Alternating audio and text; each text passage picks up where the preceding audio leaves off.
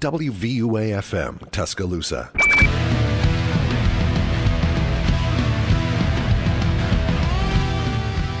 Welcome into WVUA 90.7 FM, the capstone on this Wednesday night.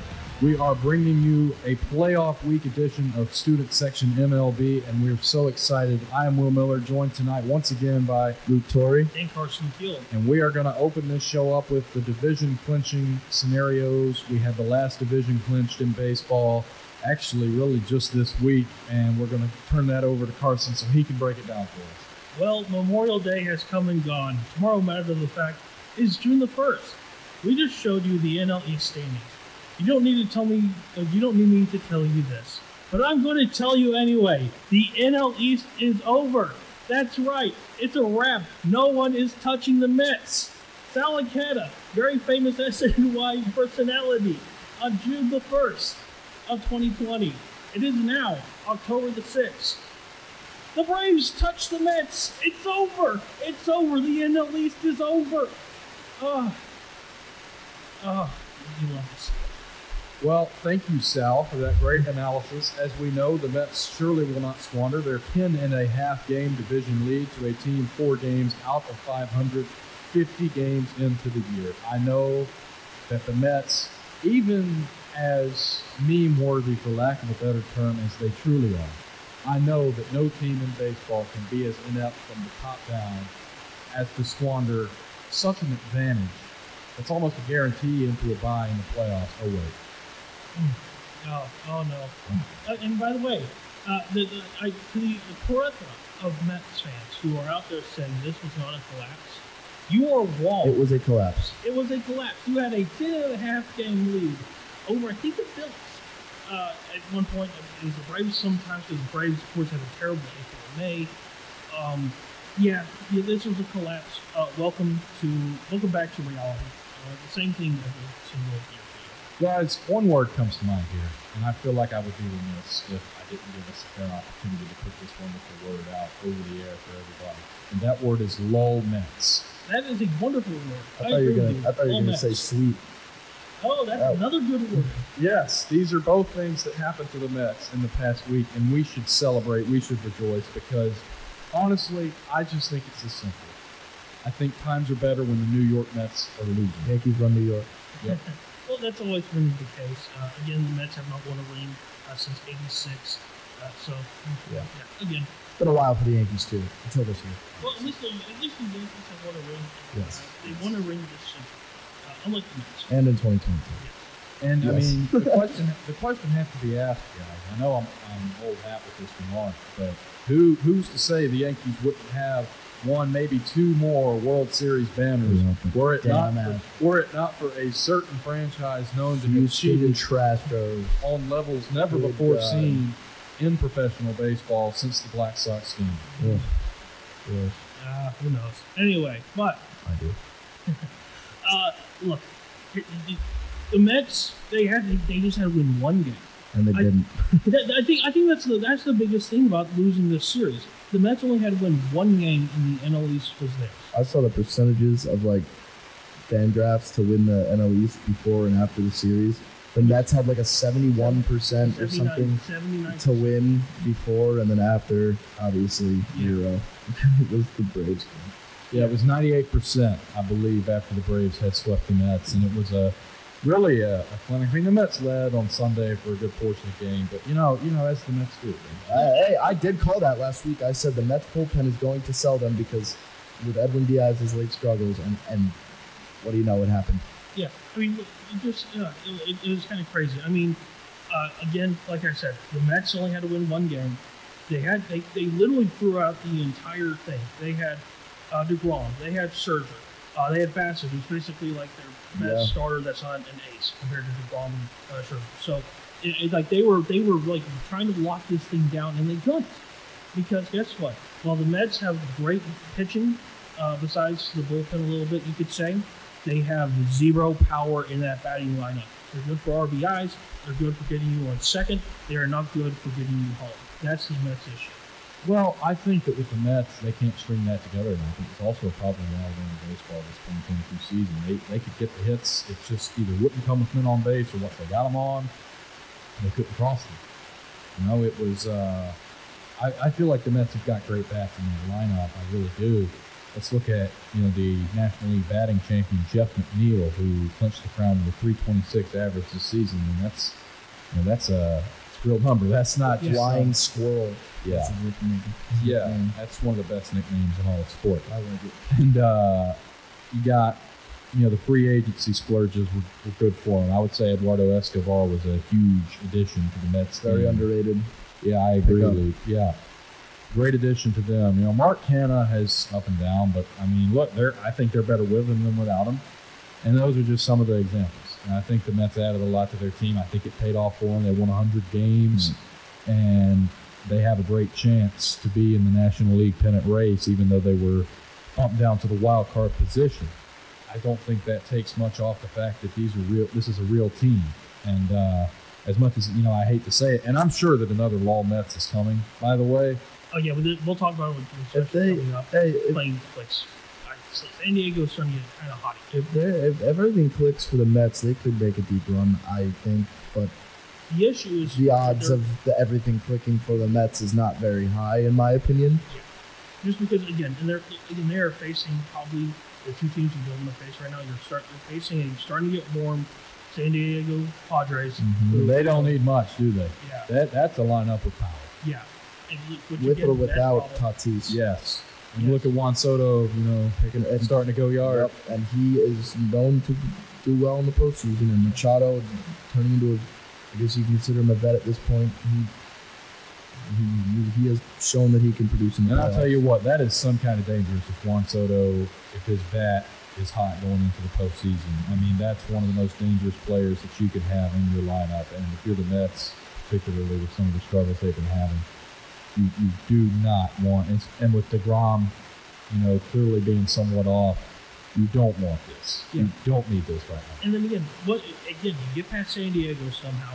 What do you face next? The Dodgers. Absolute 0% chance the Mets beat the Dodgers in that series. Yes, unless they have a miracle happen in the playoffs. Not even a Or miracle. if they could come back, maybe that would be something that There would have to be 5 miracles or 4 miracles for the Mets. For the record, Mets, I don't like you, but I hope against hope that you will beat the Dodgers. The Mets will be America's team in that series. I have no doubt in my mind, because I think everybody wants to see the juggernaut, the Dodgers, go down, because baseball, I think that a lot of fans don't want to see it be a pay-to-win game. And I think that's what the Dodgers have done. And there's always going to be your big market teams making splashes from a money standpoint. I mean, I know that Luke will definitely want his Yankees to make a splash with a certain high-profile free agent to be, but we will get to that in a later segment. Let him be a free agent. It's my whole thing. But with what the Dodgers have done is on another level from that. It's on the salary cap also. Yeah. I don't know how. They lost out last season. They should have lost in 2020. After that happened, I think they just decided, screw getting in the trenches and competing. We're just going to buy a title. And I don't think that very many fans want to see that. Yeah, again, the Dodgers are basically the epitome of what the Yankees used to be, if you ask me.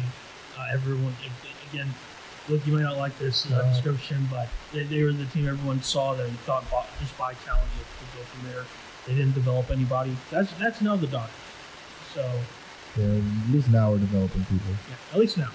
But again, the Mets have such a hard series. Like, again, you're facing. Now, it does help. You have those 3 games against the Padres at home at Citi Field. That's a big plus. Scherzer, Bassett, home. That's a big plus. I think again the issue is though you don't want a team being really hot before the postseason. That's a big issue.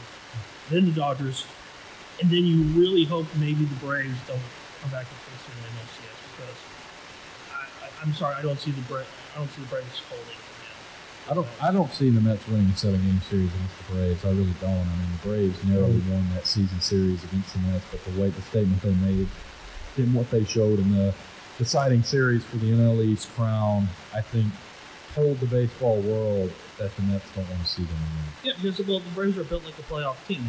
Are they supposed to be super freaking in the regular season? Not exactly. And they're not. Yeah. But in the postseason, they're built to get runs in. They're meant to stun you, and that's it.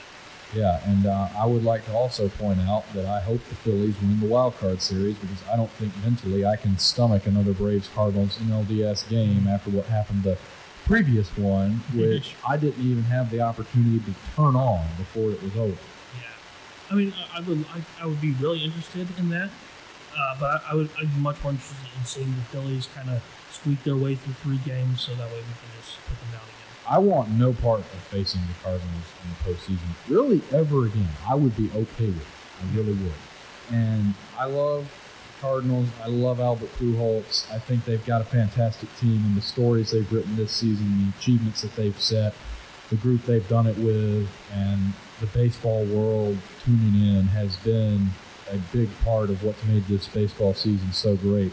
But you know what? Not every story has a fairy tale ending, and unfortunately, it seems to me that what my heart is telling me is this is one of those that I don't want there to be a fairy tale ending. I don't want to even see the Cardinals make it out of the wild card round, and take solace, Redbird fans, because at the very least, if that's the case, Albert Pujols will play his last career games in the confines of Busch Stadium. That's, that in and of itself is a fantastic thing. So I really believe that. I mean, do they even put him on the postseason roster?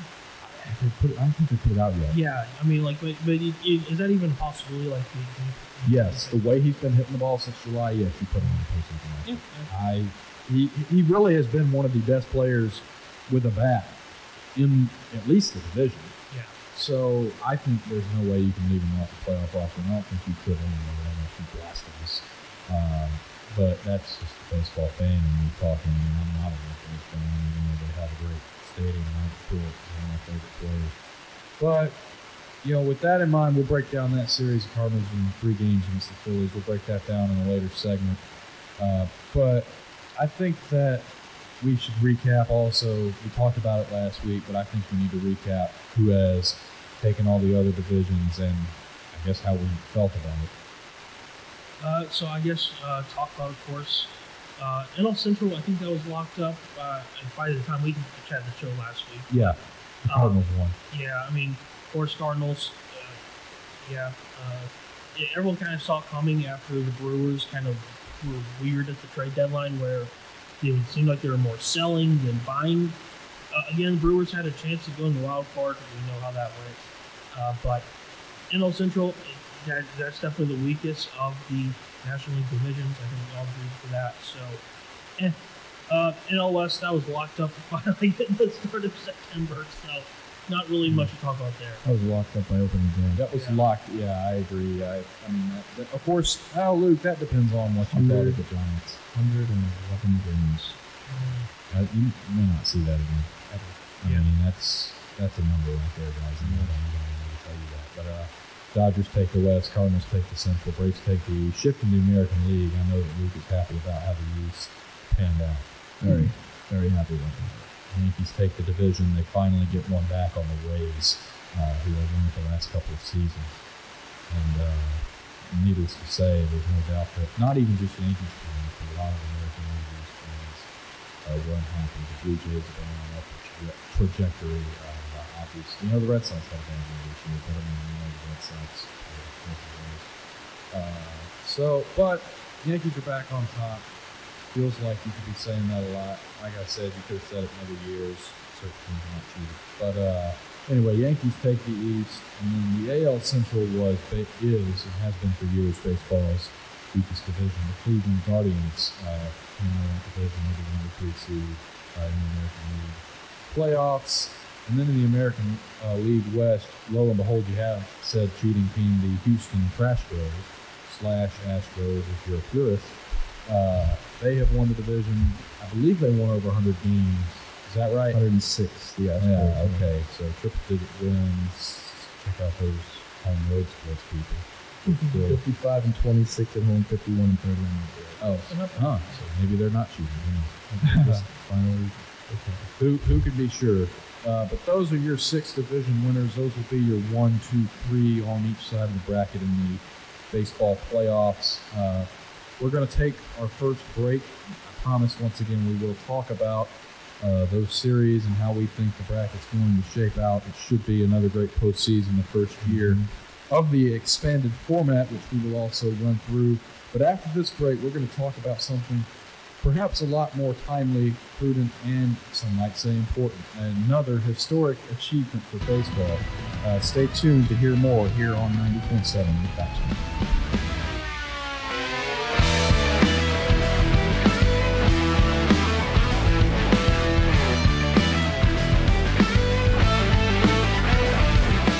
WVUA-FM, Tuscaloosa.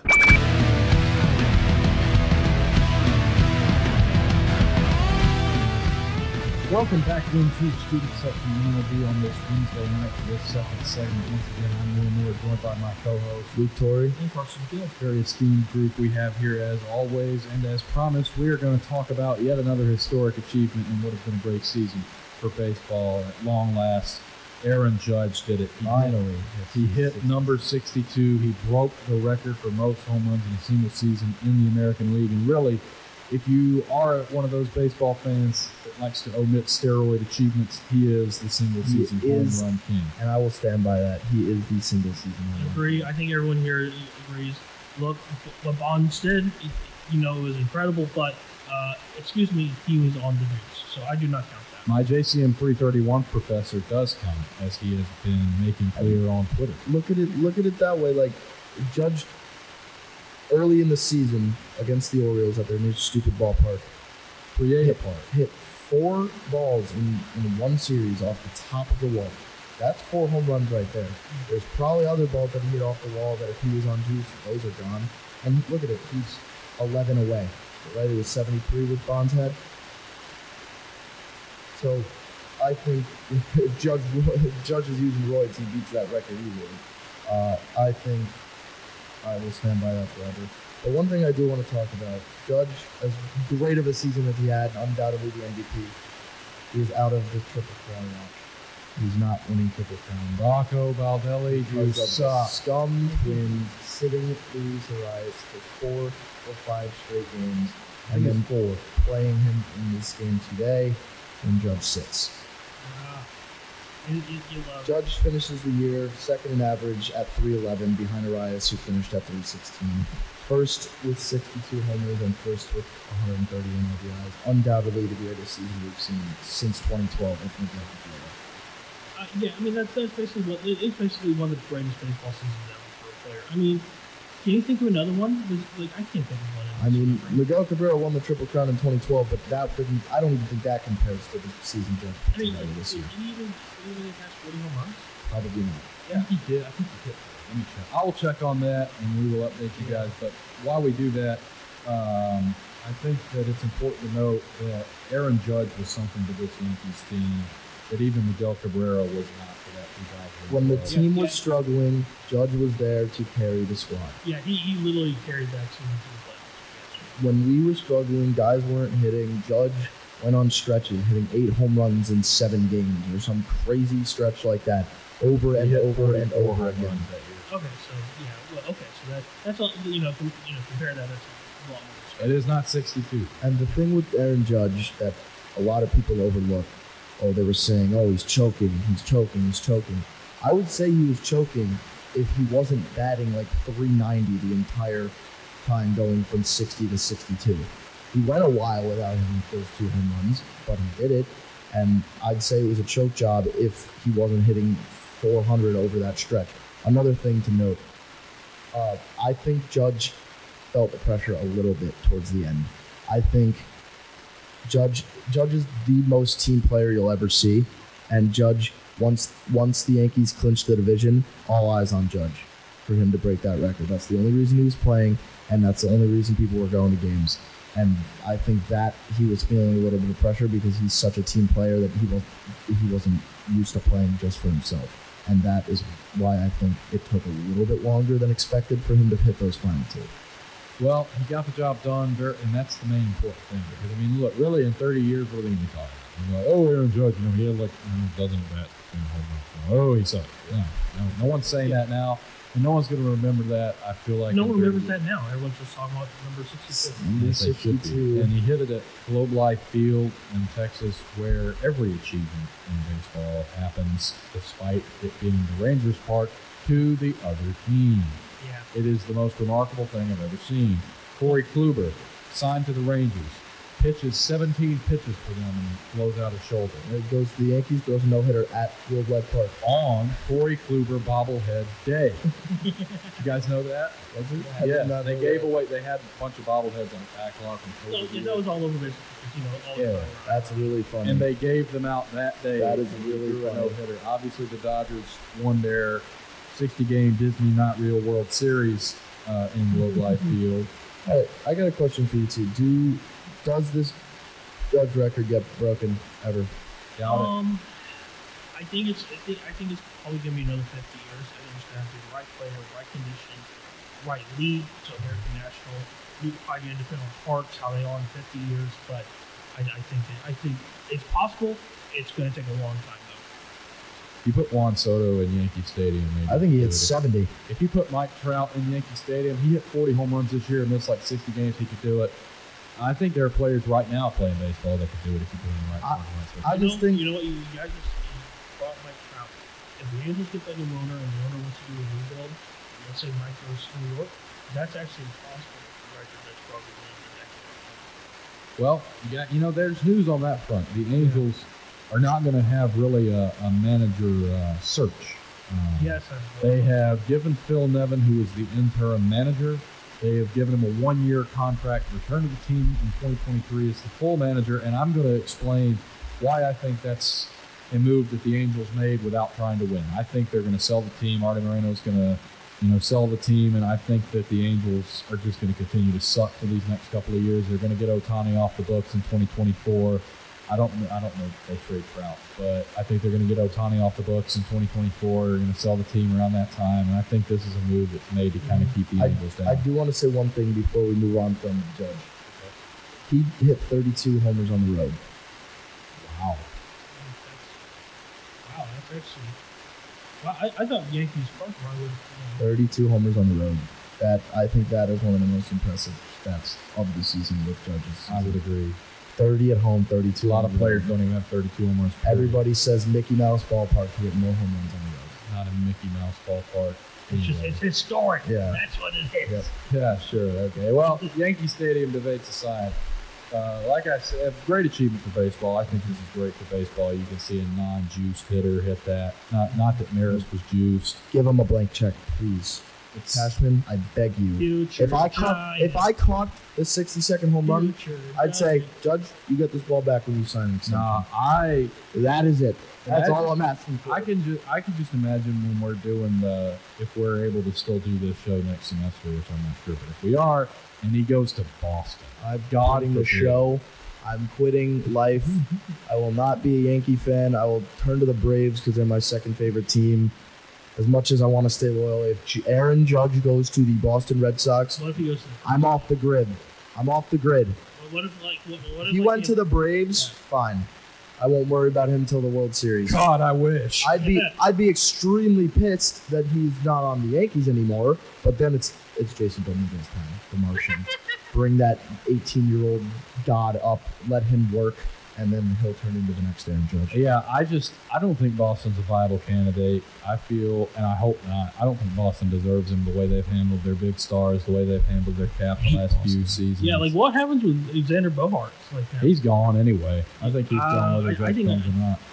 I think they're going to try just to appease the fans. Bogaerts is gone, Devers stays. That's my prediction for the Red Sox free agency situation, but we'll have plenty of time to talk about that. I think that Aaron Judge is not going to return to the New York Yankees. I think that Aaron Judge is going to go play ball out west for the San Francisco Giants. He'll be the first righty to ever hit one into the McCovey Cove.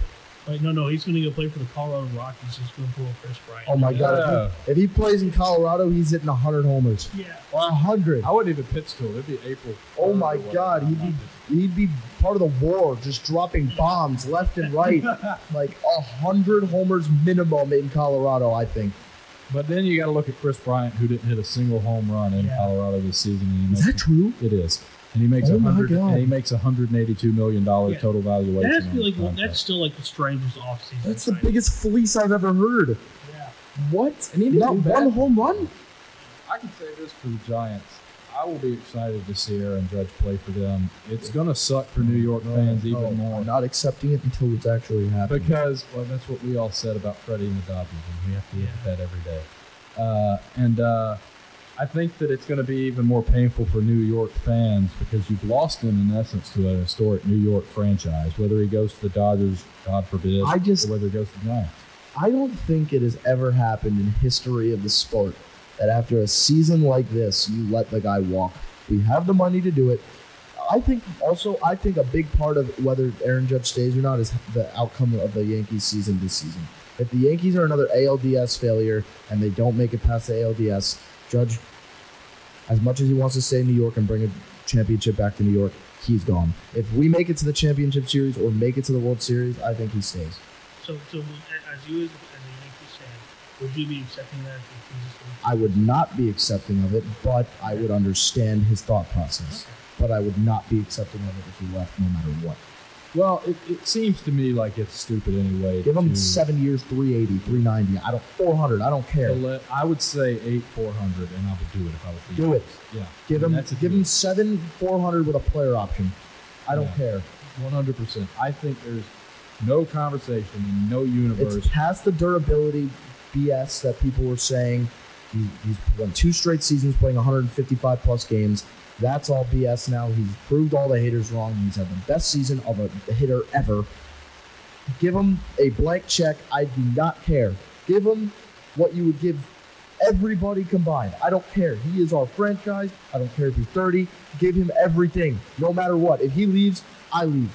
Aaron Judge should be paid more than a tanking team's payroll. That's my philosophy. Yeah, Aaron That's Judge should be paid the payroll of the entire major leagues. Give him $1 billion.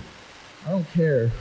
I mean, why not? If you can have any role to make that happen, Luke, I would encourage you to do I'll it. chip in. I mean, Whatever my life savings for him to stay. I think whatever you think you can do, you should do to make this happen. I don't think there's any conversation Start a GoFundMe for the Yankees. Okay. that should not. I don't think there should be any conversation that does not revolve around keeping Aaron Judge. I just cannot see Aaron Judge walking from the Yankees. It is obviously his choice. He will become a free agent. I think Cashman matches every offer that is put to Judge towards Judge, but it's up to Judge. Okay, let's say a team. You say that. Although Judge was wearing a sweatshirt saying there's New York always forever. No. Yeah, let me say this. There's always a team that tries to troll the Yankees or try to troll like a big team by like throwing this insane offer. Like, With Freddie, it was the Rays. Yeah, like the Rays. Like they always try to bump it up. Like, what's the acceptable number as a Yankees fan before you say, "All right, that's enough"? We've got to just stop paying? 450. 500. So okay, you agree with me. Like $500 million is possible. Give it. I just wish. The year If I value. had one genie wish, it would be to make Aaron Judge 24 again. If he were Give that man 20 years, $1 billion. I'm going to explain this to you guys. If Aaron Judge were 24 right now, this is what I believe. I believe they would give him like a 16 or 17-year contract For a bill. worth like $580 to $600 million. I kid you not. I could see 750. I'm not even kidding. Give him the house. Aaron Screw the Judge is- house that Babe Ruth built. Give him the entire stadium. Give him ownership in the team. I don't care. Aaron Judge Make him down stay over in New York. No, ownership is different actually. If you divide that up, Honestly. it would be basically a sliver. But Give him the option to be a coach when he retires, own the team when he retires. Give him everything. I don't care. Give him the team plane, Lambos, everything. If he were 24, Jim Bowie. there's no amount that you couldn't convince me that I would pay this kid.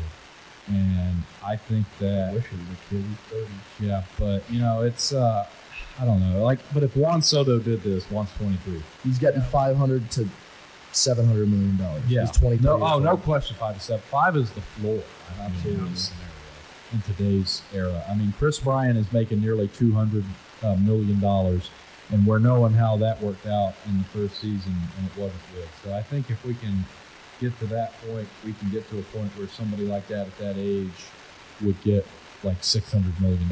And I think he should get 4 something at least. I think 430 or so is the floor for Aaron Judge right now. Okay. I think 430 is the floor. I would be prepared to offer him if I wanted to. 430 is the floor is really high.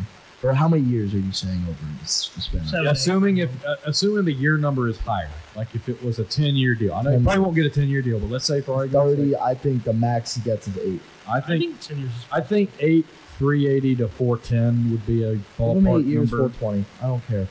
Give him 7 years, 400 with an option on an 8th year for 25 million. I believe that there should be no conversation. I mean, he will become a free agent. Here's my prediction. I think that Aaron Judge is going to hit free agency this winter. He will be offered by teams. The Yankees are going to want to gauge what teams are willing to pay for him. There are going to be 3 main teams that are willing to break the bank for Aaron Judge, and that is the New York Mets. Oh, my God. If he went to the Mets, the Red Sox, or any AL team other than that, I don't even know. Words can't describe that. The Los Angeles Dodgers. Same with that. He can't leave. No. And the team I think he will be playing for, the San Francisco Giants. Those are the 3 main teams that I think are going to be in on Aaron Judge. Goes to the Dodgers, man. Like, that is MLB The Show rookie mode with no salary cap. All the sliders turned up. That is not fair. It's and coincidentally, I don't think the Boston Red Sox are a legitimate team. I think they'll offer him. I think they'll call the Yankees, and I wouldn't even pick it up if I was Cashman. I would see the Boston area code, and Shane Bloom's going to be on the other end of the line of his phone, all hopeful that it's going to be like a 200 and something number, and he's not even going to be answered. But I guess we'll see about all that. I think there are going to be some teams that emerge out of the woodwork that make offers that maybe aren't going to have an opportunity to land them, but I mean, it's worth putting in for, and I think you're going to see more of that. I think you're going to see some teams do that. Not the only 2 teams I could say for certain are out are the 2 teams that are in the process of being sold, the Nationals and the Angels. Those teams aren't going to be in on them. You think every other team is in on? I'm saying this for argument's sake. I think teams will make calls that know they don't have a serious chance of landing them, but I think that they're still going to want to at least gauge interest and gauge the market and see where things are. I mean, there really isn't a market for a player like this, with contracts being what they are now and as large as they are. This man bet on himself.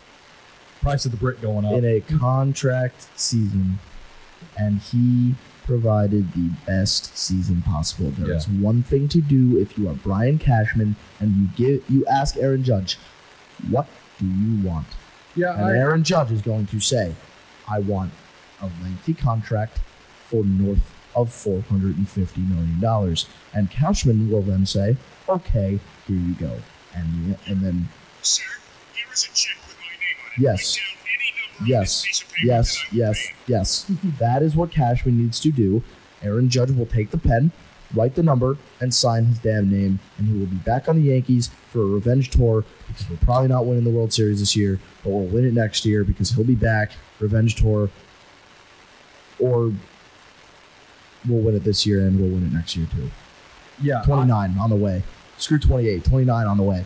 Well, after that spirited and impassioned conversational rant from Luke, I thank you for that, Luke, because I think it really paints a great picture of where things stand for Yankees fans. So I appreciate it. We're going to go to our second break, and when we come back, we're going to talk about these wild card series. We're going to tell you who we got, the matchups, and how we feel about it, and then we're going to close things out with players of the week. Keep it here on 90.7.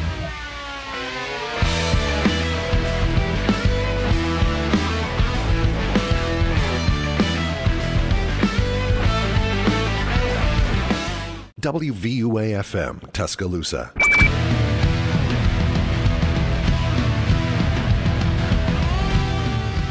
Welcome back into Student Section MLB here on 90.7 The Capstone. We've had a great show so far. We're bringing it home. I am Will Miller, joined by my co-host Luke Torre and Carson Keel.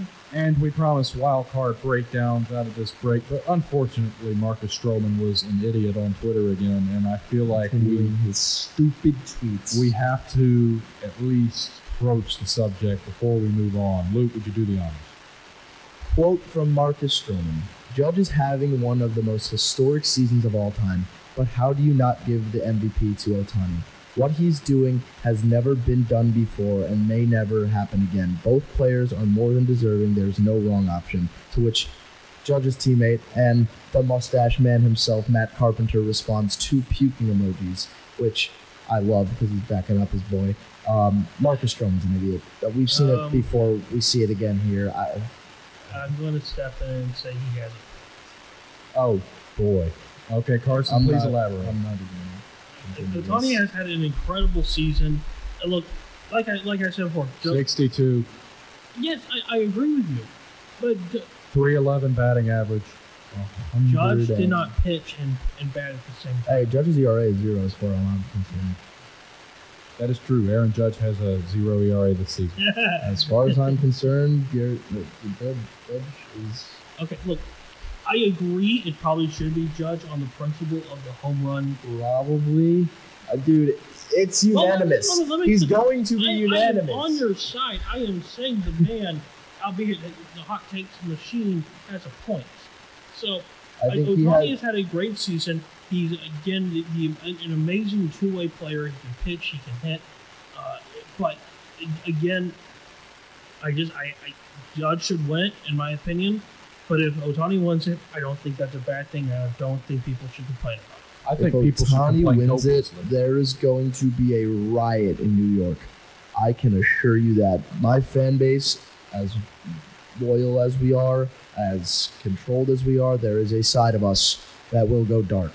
And if Judge does not win MVP this season after being robbed from MVP in 2017 to that midget over in Houston, little person, that's not the term anymore. There's going to be riots down Broadway.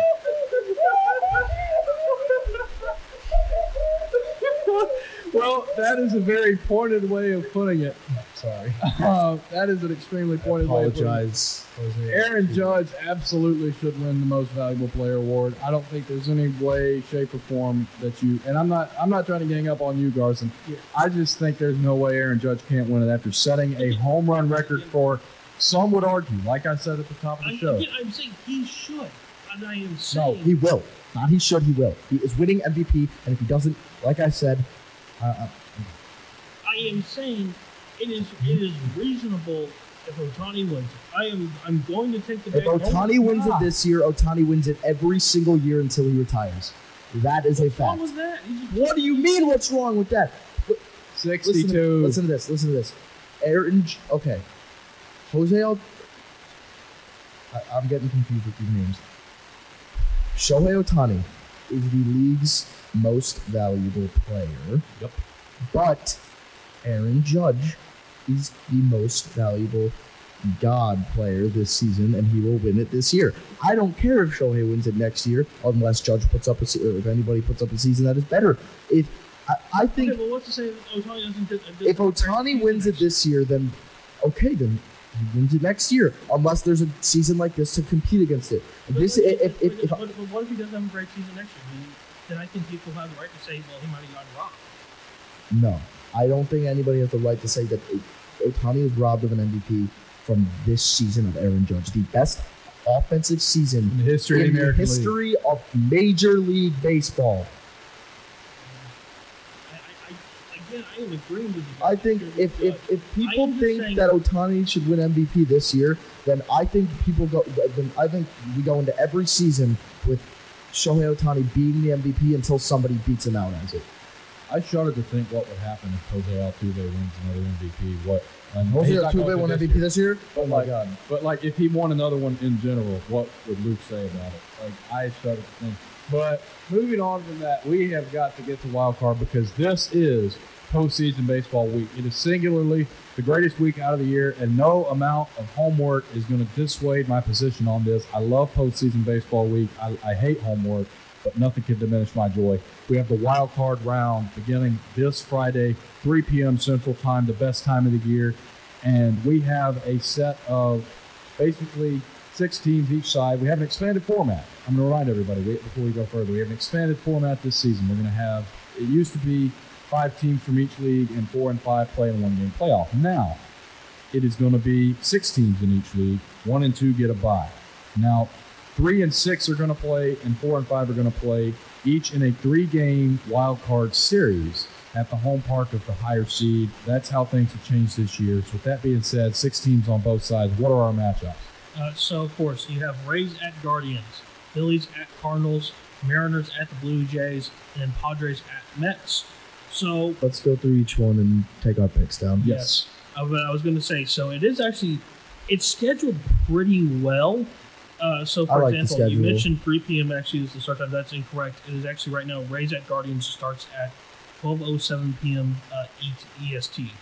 Even freaking better. Let's go, people. 11 a.m. postseason baseball. These Friday games are perfect because they're basically when one's coming to an end, unless it's like not a blowout, or the next one's starting.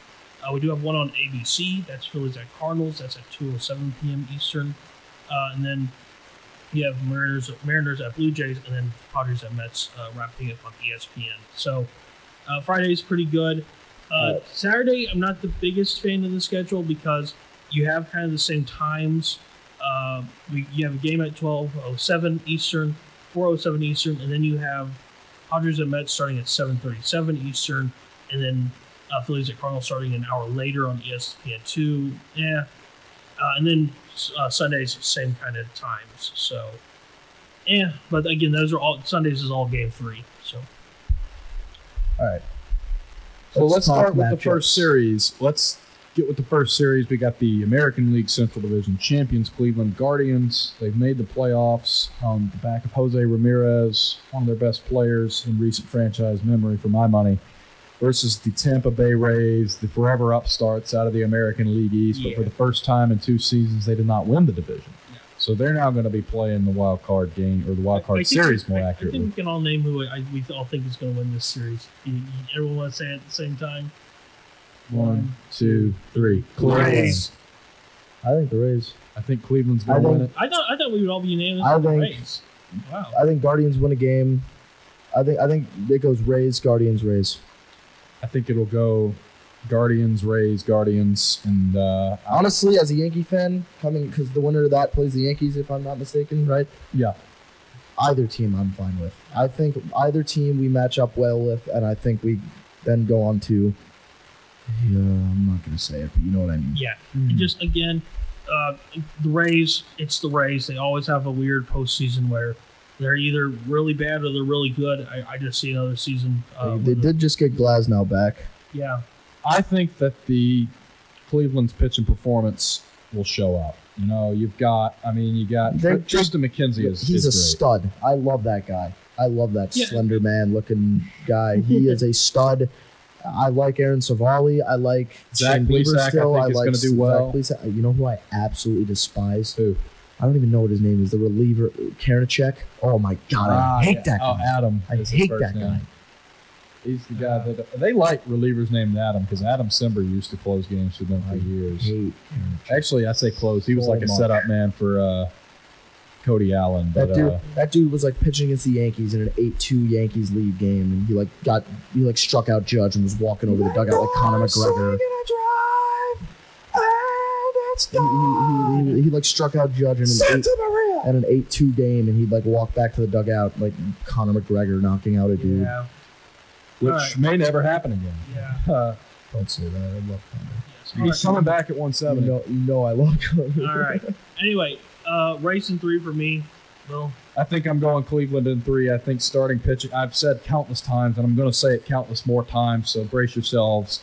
Postseason baseball, pitching is obviously the name of the game, and I think that it's Cleveland's biggest on-paper strength, and I think it's going to show up, and they're going to get the job done. Yeah, I got Rays in 3. Yeah, I think it's going to be an N3 series, but that's just me. All right, Phillies at Cardinals. I'm going personally. Let's do a 1, 2, 3 again. All right. 1, 2, 3. Cardinals. I'm taking the Phillies, and here's why. Phillies have not made the playoffs in a very long time. 11 years. A very long time. I think guys like Bryce Harper, guys like Rhys Hoskins. How great is it going to be to see Bryce Harper back? Who has not played in the playoffs in his career, Rhys, are going to feel very motivated to beat this Cardinals team, and I see them win. That's true. All right, I'm going with Cardinals in 3. I think Philly's going to try their best to keep The Cardinals out from moving on farther, and I think the Phillies won the Braves, but fortunately, I will love the Phillies as a Braves fan, but I can't see it. I believe that Jordan Montgomery, who has been a key acquisition for St. Louis, the way he's pitching now, you should. But I love Bader. I absolutely love Bader. I believe Jordan Montgomery was probably one of the most critical trade deadline additions in baseball this season. The final seconds, too, of the trade deadline. Like 5 minutes left. Yep. And so I think he's going to set the tone for the Cardinals. And from there, the Cardinals have lived and died on the base paths. Yeah. It amazes me. And I think they're going to do it again. They have great veterans, but obviously we've talked about they have a fantastic young core. I think they're going to show up. I think they're going to play well. Some of them even have playoff experience. So I think they're going to play well. I think they're going to outclass the Phillies. Yeah. I think it'll be a 2-game series. And I think they're just going to outclass the Phillies. This Phillies team, apart from Bryce, really doesn't have playoff experience. I mean, I think that they're going to have moments, but is it going to be enough to sustain success against a very established postseason team with postseason experience and great players? I do not. Yeah, I think it's a surprise pick by me, but yeah, I got Phillies in 3. Honestly, I see them coming out firing on all cylinders. Guys who are motivated, guys who have not had a chance to play in the playoffs. 11-year drought, and my guy Bryce Harper is going to absolutely. If Bryce Harper rakes, the Phillies win the series. Yeah, I really think it's. I got the Phillies in 3. It's hard to say. Moving on to play the Braves, right? Yeah, yeah. I mean, I think this and probably the other NL series are probably the two hardest to decide. But all right, moving on to the next one: Mariners and Jays. 1, 2, 3. Jays. I think we all said Blue Jays. Yeah. Look, Mariners. This is awesome. They are my dark horse to go farther, but I do have the Blue Jays advancing. Yeah. But I would not be surprised if the Mariners win that series. I'm not so. I think the Mariners need a bit more postseason experience before they move on. I can't see this. That's a sound bite. They have 0. Yeah. How about my boy Cal Raleigh, though? He's a MLB The Show hero for me. I hit a walk-off with him about a month and a half ago on my cousin's PS4. So shout out to him. He's now etched into baseball lore. I wouldn't even, if I were a Mariners fan, I legitimately wouldn't be opposed to them building him a statue. But I believe the Blue Jays are very motivated. I think that's going to come down to being the deciding factor. I think the Blue Jays' talent is very explosive and on a level that maybe some of the Mariners players are not. Obviously, Vladdy's bat is a. I hate Bo Bichette with a burning passion. Huge. I hope he hears this too. Yeah, I hope Bo Bichette has listened to our show. I really do. Views are our own, each individual host of this show, for the record. We would appreciate Major League traffic on this show. But I believe the Blue Jays are going to win the series in 3 games. I don't think it'll be a 2-game series, but I think the Blue Jays are going to win. And they have starting pitching too. Yeah. You know, Kevin Gossman has Alek Manoah shown up. Alek Manoah, all-star this season, has become also, one of the better characters of baseball. And I think that's a heck of a 1-2. It's as good as any in the American League when they're on form. The resurgence Kevin Gossman has had since he was traded from the Baltimore Orioles has been truly, I think, a great testament to other pitchers, to what they can, maybe if they're in the doldrums or they're in a bad situation, what a change of scenery can do for them, because in addition to the success he's had, he's making a buttload of money. Yeah. And so I think the Blue Jays are going to win in 2 games. Yeah, I disagree. I think Blue Jays are going to win in 3. I think most of these series besides 1 is going to, stay a 3-game series. But again, like I said, postseason experience is valuable. Mariners have little to none on their roster. So, all right, last one: Padres at Mets. 1, 2, 3. Padres. Yes. In 2. Yeah, I agree with you. I think the Padres are getting hot. The Mets are in a weak position. Cooling off. They played a hot Braves. They played a cold, done Nationals. They play a hot Padres next. It's over. It's over. Yeah, I believe the Padres win it in 2. The Mets, the reality is the Mets can say what they want. This is going to be a huge strain to their mentality, losing that series against the Braves and not getting the NL East, particularly with all the media coverage and all the everything that's been going on. I really believe the Mets are going to struggle with that. I think that, it's easy to beat the Nationals this season, but the Mets are going to have a really hard time, even in their home field, if this Padres power lineup starts going off.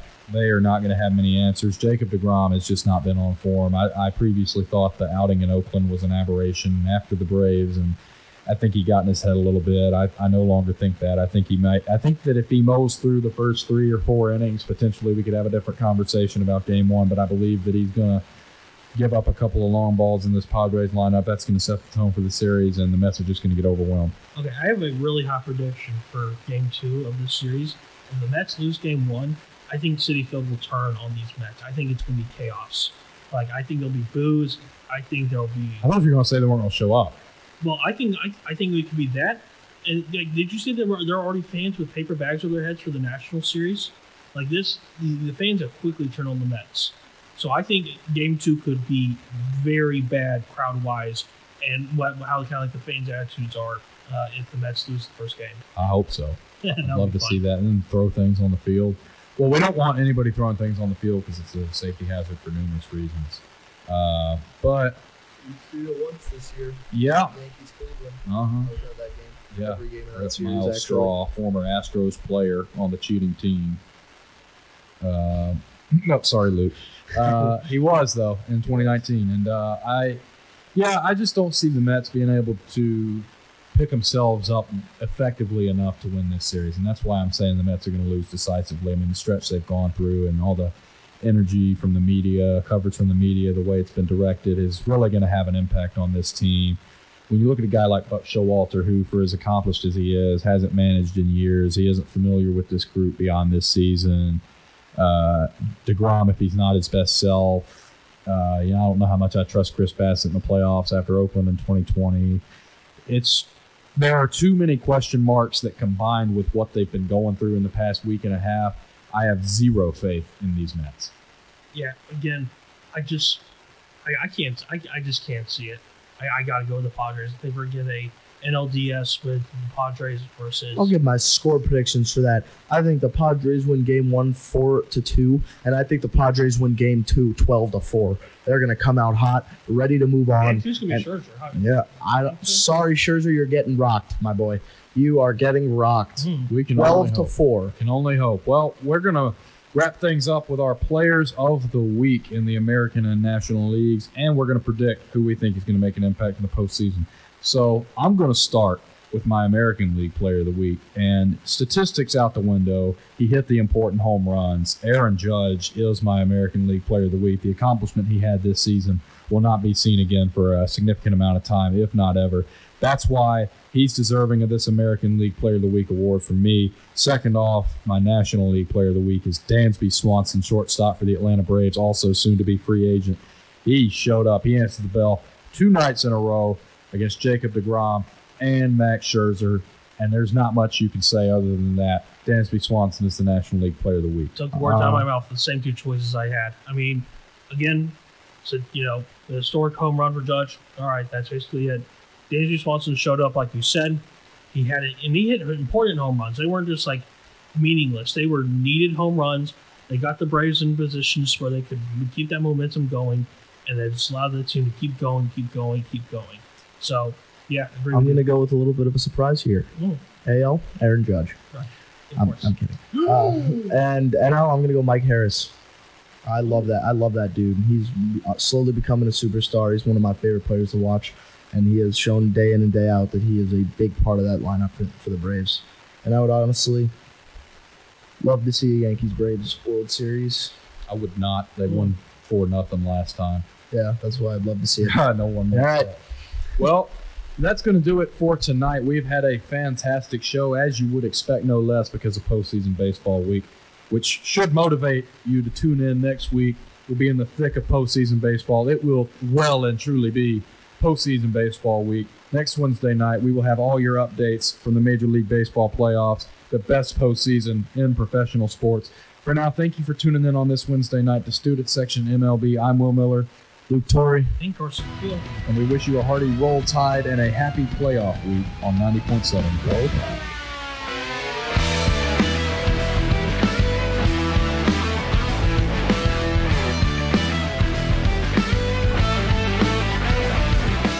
WVUA-FM, Tuscaloosa.